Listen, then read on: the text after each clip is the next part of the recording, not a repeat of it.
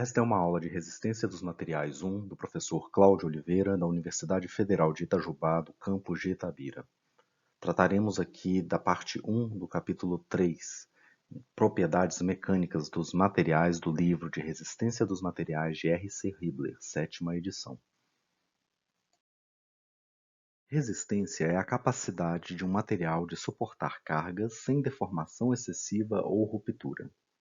Se compararmos dois materiais diferentes, o material mais resistente será aquele que, submetido ao mesmo nível de tensão, apresentar as menores deformações. Para determinar a relação entre a tensão e a deformação normal média de um material, utilizamos o ensaio de tração.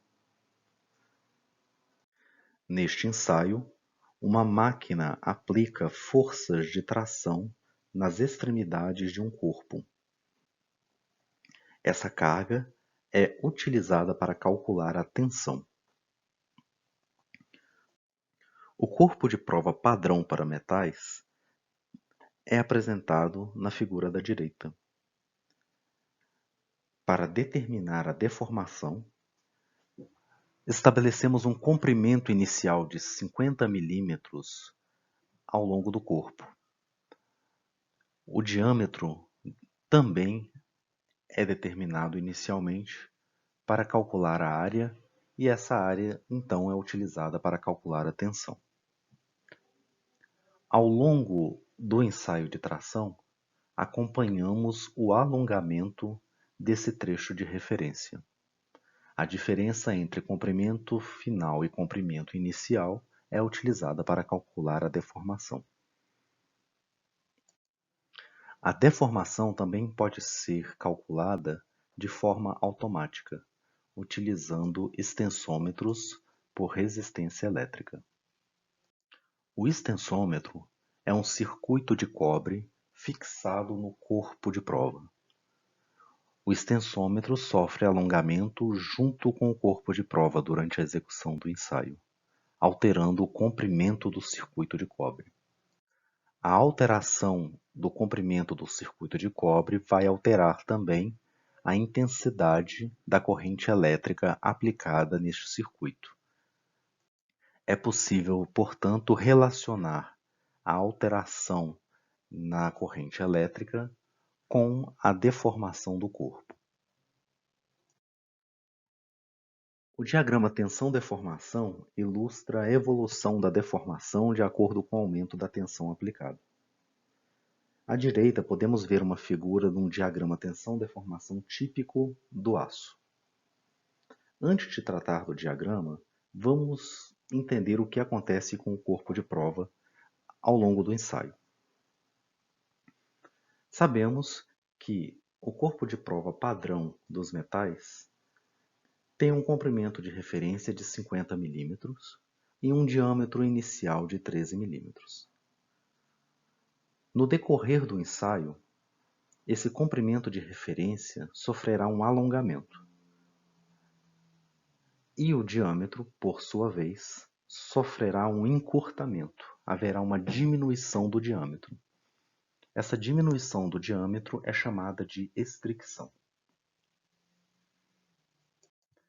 Sabemos que a tensão é definida como força dividida por área da seção transversal. E que a deformação, por sua vez, é a diferença entre o comprimento final e o comprimento inicial, dividido pelo comprimento inicial. Ao tratar do diagrama tensão-deformação do aço, é importante saber se estamos falando de diagrama convencional ou do diagrama real. O diagrama convencional é obtido utilizando a área inicial do corpo de prova e o comprimento de 50 milímetros para calcular a tensão e a deformação, respectivamente. O diagrama real, por sua vez, utiliza a área atualizada e o comprimento atualizado a cada ponto de medida de tensão.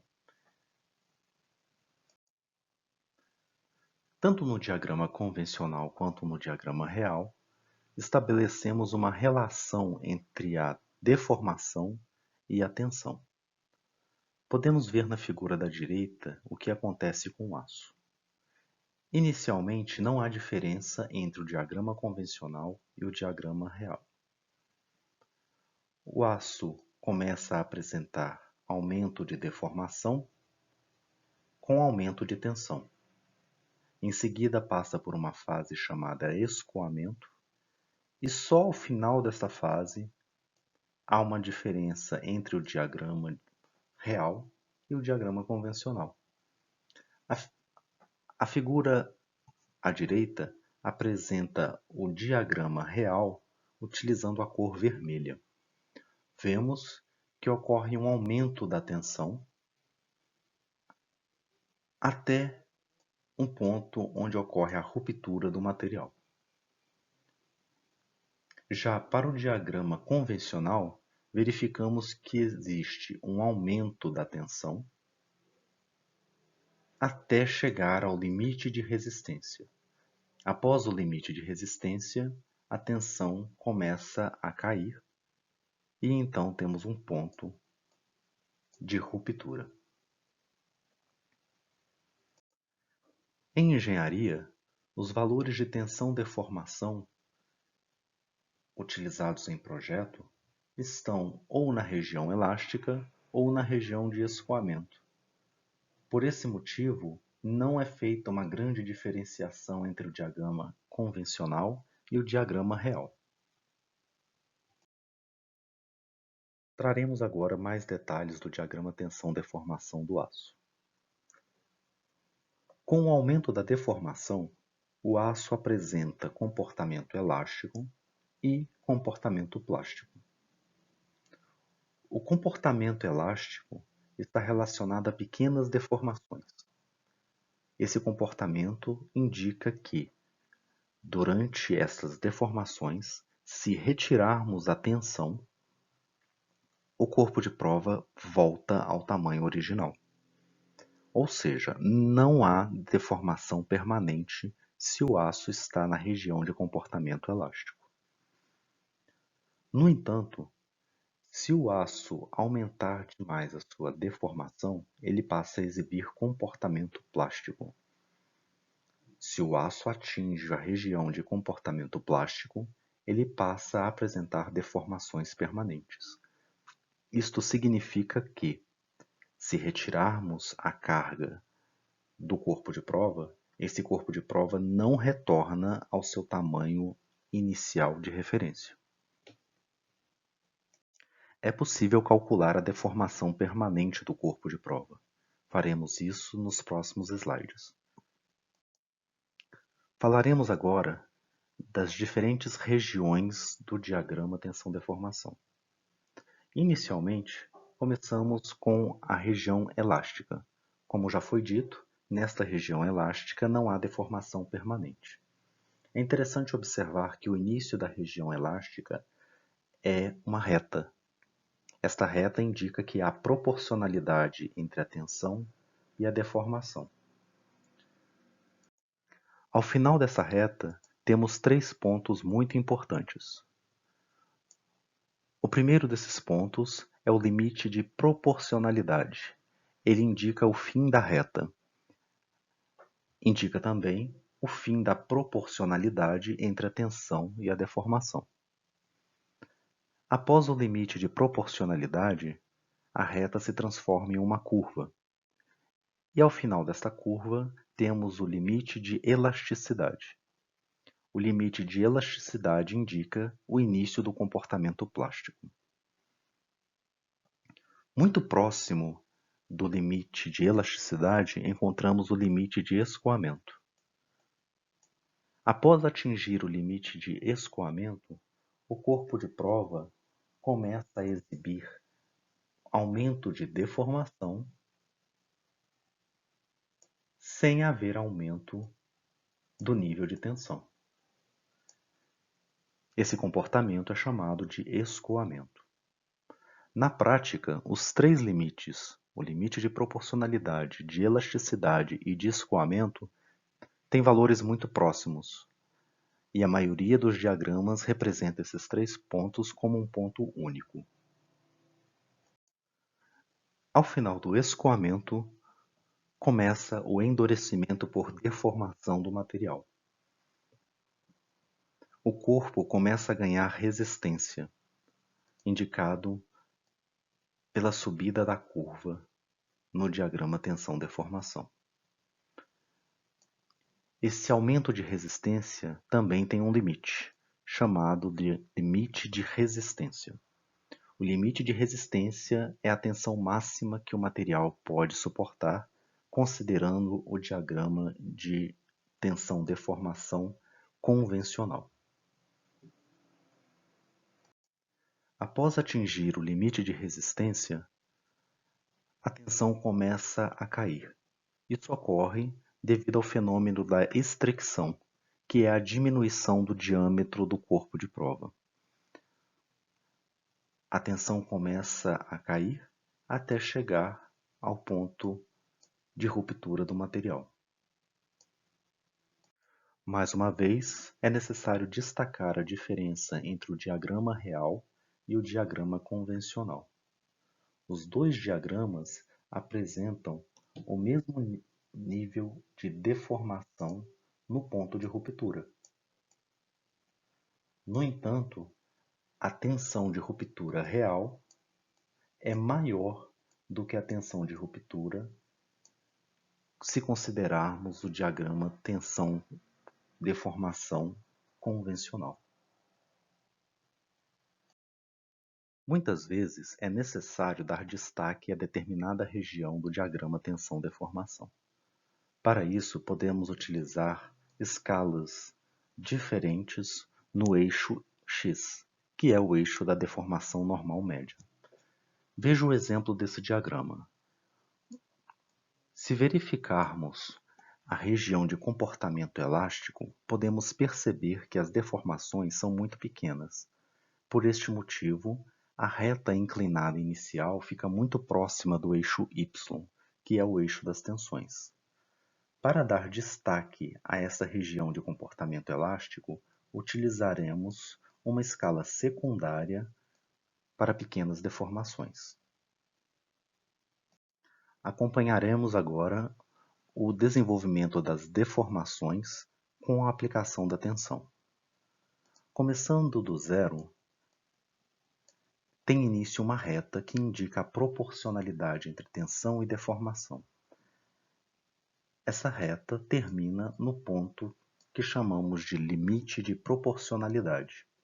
O limite de proporcionalidade neste caso é 248 MPa e está associado a uma deformação de 0,0012. Na figura da direita, indicamos o limite de proporcionalidade. Após o limite de proporcionalidade, a curva não é mais uma reta, e a relação tensão-deformação, consequentemente, não é mais proporcional. Neste diagrama, não foi indicado o limite de elasticidade, que separa a região elástica da região plástica. O próximo ponto que vemos é o chamado limite de escoamento. Com a escala adequada, podemos verificar que existe um limite de escoamento superior e um limite de escoamento inferior. Na prática, esses dois pontos têm um valor muito próximo e é comum que sejam representados apenas por um ponto.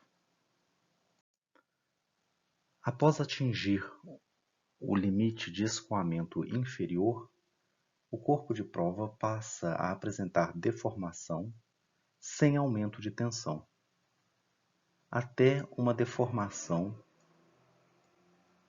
que define o fim do escoamento.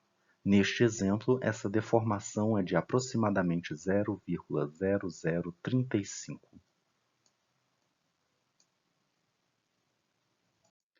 Não era possível visualizar corretamente este trecho de comportamento elástico e de escoamento no gráfico com a escala maior. A partir de 0,0035 de deformação, já é possível utilizar a escala maior. e podemos ler o gráfico a partir deste ponto. Percebemos o aumento da resistência do material até chegar a uma tensão máxima de 435 MPa. Este é o limite de resistência do material. Após atingir o limite de resistência, começa a ocorrer estricção e a tensão começa a cair, mesmo com o aumento da deformação. A deformação máxima que o material suporta é chamada de deformação de ruptura e está associada, neste exemplo, a 324 MPa, que seria chamada de tensão de ruptura. O aço é um material dúctil. Segundo a definição, materiais dúcteis são aqueles que podem suportar grandes deformações antes da ruptura. A deformação de ruptura, ou seja, a deformação máxima que o material suporta, geralmente é utilizada como medida de ductilidade do material. Dois materiais diferentes podem ser comparados em questão de ductilidade se compararmos as suas deformações máximas, ou seja, suas deformações de ruptura. O material mais dúctil será aquele material que apresenta maior deformação de ruptura. O aço é um material dúctil. Materiais dúcteis são aqueles que apresentam grandes deformações antes do rompimento. O alumínio também é um material dúctil, assim como a borracha e a madeira. No entanto, apesar do aço, do alumínio, da borracha serem materiais dúcteis, seus diagramas tensão-deformação são bem diferentes. O diagrama à esquerda é o diagrama do alumínio. Ele tem uma região de proporcionalidade, representada pela reta, e em seguida começa a região de não proporcionalidade, sem apresentar um limite de escoamento. O diagrama à direita é o diagrama da borracha. Podemos perceber que o diagrama é não linear em toda a sua extensão. Em engenharia, às vezes é muito necessário obter o valor da tensão de escoamento de um material. Porém, materiais como o alumínio não apresentam esse ponto de escoamento muito bem definido. Para definir um ponto de tensão que possa ser utilizado como escoamento, utilizamos o método da deformação residual. Para isso, começando de um ponto de 0,002 de deformação, igual a 0,2% de deformação residual, traçamos uma reta que é paralela ao trecho elástico. A interseção desta reta com o diagrama vai definir um ponto que está associado a um valor de tensão que será utilizado como tensão de escoamento do alumínio. Na borracha, isto não é possível, uma vez que a borracha não tem um trecho de proporcionalidade entre tensão e deformação. Materiais frágeis são aqueles que exibem pouco ou nenhum escoamento antes da ruptura. Concreto e ferro fundido são exemplos de materiais frágeis. Se observarmos o diagrama tensão-deformação do concreto à esquerda e o diagrama tensão-deformação do ferro fundido à direita, podemos perceber que o trecho das tensões positivas, isto é, tensões de tração, é muito curto. Isso significa que as deformações sob tração desses materiais são muito pequenas. No entanto, quando observamos a aplicação de tensões negativas, isto é, compressão, podemos perceber que tanto o concreto quanto o ferro fundido suportam grandes deformações. No gráfico da esquerda, podemos perceber que a deformação máxima do concreto sob compressão é de aproximadamente 0,0027.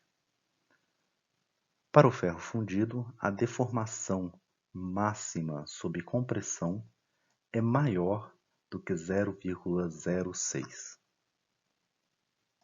Podemos dizer então que os materiais frágeis não apresentam grande resistência sob tração, mas apresentam grande resistência à compressão.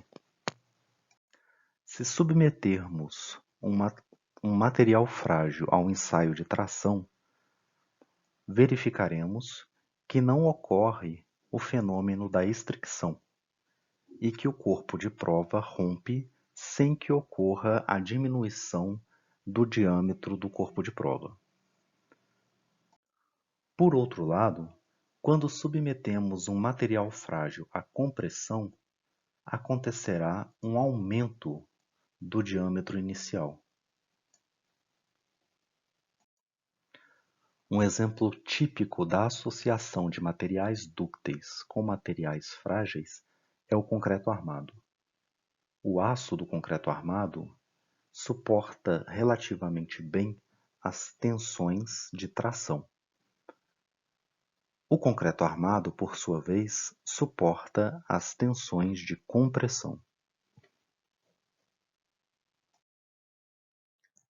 A resistência de um material pode variar de acordo com o ambiente no qual esse material está sendo empregado. A temperatura desse ambiente, por exemplo, é muito importante. Vejamos o metacrilato plástico, um material muito utilizado na confecção de vitrines. A 4 graus Celsius, a resistência desse material é de aproximadamente 60 MPa. Essa resistência cai para 30 MPa quando aumentamos a temperatura a 43 graus Celsius. A 71 graus Celsius, essa resistência cai para 22 MPa. Por outro lado, a ductilidade do material aumenta com a temperatura. A 4 graus Celsius, temos uma deformação de cerca de 0,02. A 43 graus Celsius, 0,03. E a 71 graus Celsius, 0,05. Demonstrando que a temperatura realmente influencia na resistência e na ductilidade do material. Sabemos que o aço é um material dúctil e que apresenta comportamento elástico em pequenas deformações. Sabemos que o trecho do diagrama elástico do aço é representado por uma reta, e essa reta indica proporcionalidade entre tensão e deformação. A equação que descreve a dependência da tensão com a deformação é conhecida como lei de Hooke. Segundo a lei de Hooke, tensão é igual a E vezes deformação. A constante E é conhecida como módulo de elasticidade ou módulo de Young. O valor da elasticidade pode ser obtido fazendo a divisão de um valor de tensão na região elástica dividido pela sua respectiva deformação. Uma vez que deformações são adimensionais, a unidade do módulo de elasticidade é a mesma da tensão, podendo ser expresso então em MPa, GPa e suas variantes. É interessante observar que o aço tem o mesmo módulo de elasticidade independente da sua composição de carbono. Podemos perceber pelo diagrama à direita que a resistência de um aço mole com 0,1% de carbono é cerca de 200 MPa, enquanto a resistência de um aço mola com 1% de carbono é de cerca de 1050 MPa. No entanto, a reta que descreve o comportamento elástico tanto do aço mole quanto do aço de mola é a mesma. Dessa forma, podemos dizer que a elasticidade desses dois aços também é a mesma.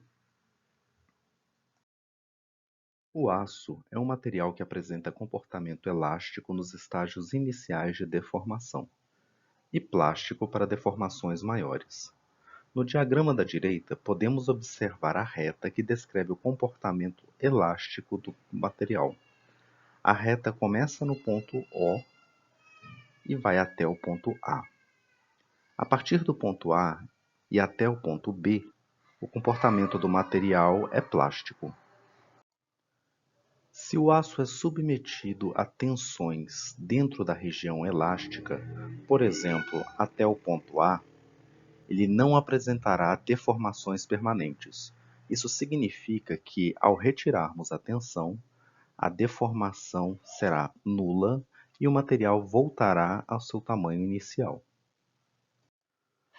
No entanto, se carregarmos o material até a tensão que identifica o ponto A', estaremos numa região de comportamento plástico.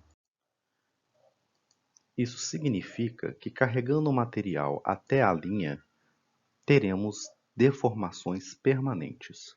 Mas como calcular essa deformação permanente? Para calcular essa deformação, traçaremos uma reta paralela do ponto de carregamento até o eixo das deformações. A reta deve ser paralela ao trecho que descreve o comportamento elástico. Ao traçar essa reta, teremos uma nova origem. A distância da nova origem até a origem original do diagrama é chamada de deformação permanente. Ela é utilizada para calcular o novo tamanho do corpo de prova. A diferença entre a deformação total exibida pelo corpo de prova quando estava carregado em A' e a deformação permanente após o descarregamento é chamada de recuperação elástica. A reta que liga o ponto O' ao ponto A' fornece um triângulo de altura igual à tensão do ponto A' e base igual à recuperação elástica. A inclinação da hipotenusa desse triângulo, isto é, da reta vermelha no desenho, é a mesma inclinação da reta azul.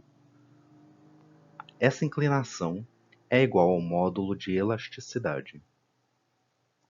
Assim, para calcular a recuperação elástica, basta fazer a divisão da tensão do ponto A' pela elasticidade do material.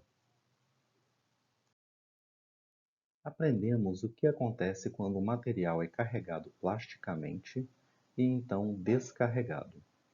Mas o que acontece se o material, após descarregado, for carregado novamente, considerando suas deformações permanentes? Nesse caso, a trajetória de carga será diferente, tendo início na nova origem representada pelo ponto O'. O limite de elasticidade também será alterado, e agora representado pelo ponto A'. A reta entre O' e A' define a nova região elástica.